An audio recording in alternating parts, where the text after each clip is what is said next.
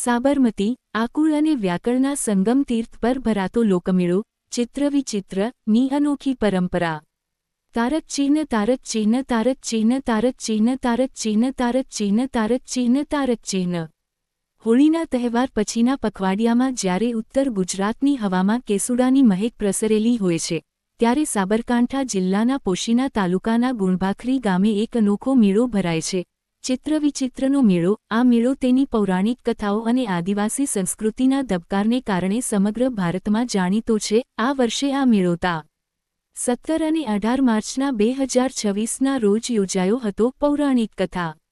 આ મેળાનું નામ મહાભારત કાળના રાજા શાંતનુના 2 પુત્રો ચિત્રવીર્ય અને વિચિત્રવીર્ય પરથી પડ્યું છે. લોકવાયકા મુજબ અહીં સાબરમતી, આકુળ અને વ્યાકુળ નદીઓના ત્રિવેણી સંગમ પર તેમણે પોતાના પાપોનું પ્રાયશ્ચિત કર્યું હતું. આ પવિત્ર સ્થળે આજે પણ લોકો શ્રદ્ધાપૂર્વક પૂર્વજોનું તર્પણ કરવા આવે છે. તારક ચિહ્ન અસ્થિ વિસર્જન અને તર્પણ.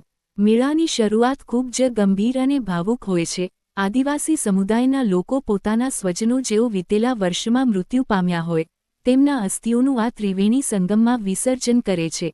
નદી કિનારે બેસીને પૂર્વજોને યાદ કરી રડવાની પરંપરા.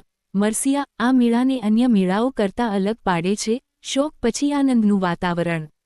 પૂર્વજોને અંજલિ આપ્યા બાદ આ મેળો રંગબેરંગી ઉત્સવમાં ફેરવાઈ જાય છે. આદિવાસી પુરુષો અને મહિલાઓ તેમના પરંપરાગત ઘરેણાં અને પોશાકમાં સજ્જ થઈને આવે છે. ઢોલ, શરણાઈ અને વાંસળીના સૂર પર ઝૂમતા યુવાનો મેળાની રોનક વધારે છે.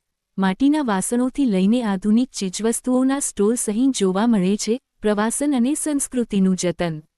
ગુણભાખરીનો આ મેળો ગુજરાતની એથનો ટુરિઝમ ક્ષમતાનું ઉત્તમ ઉદાહરણ છે. અહીં માત્ર ગુજરાત જ નહીં, પણ રાજસ્થાનથી પણ મોટી સંખ્યામાં શ્રદ્ધાળુઓ અને પ્રવાસીઓ ઉમટી પડે છે.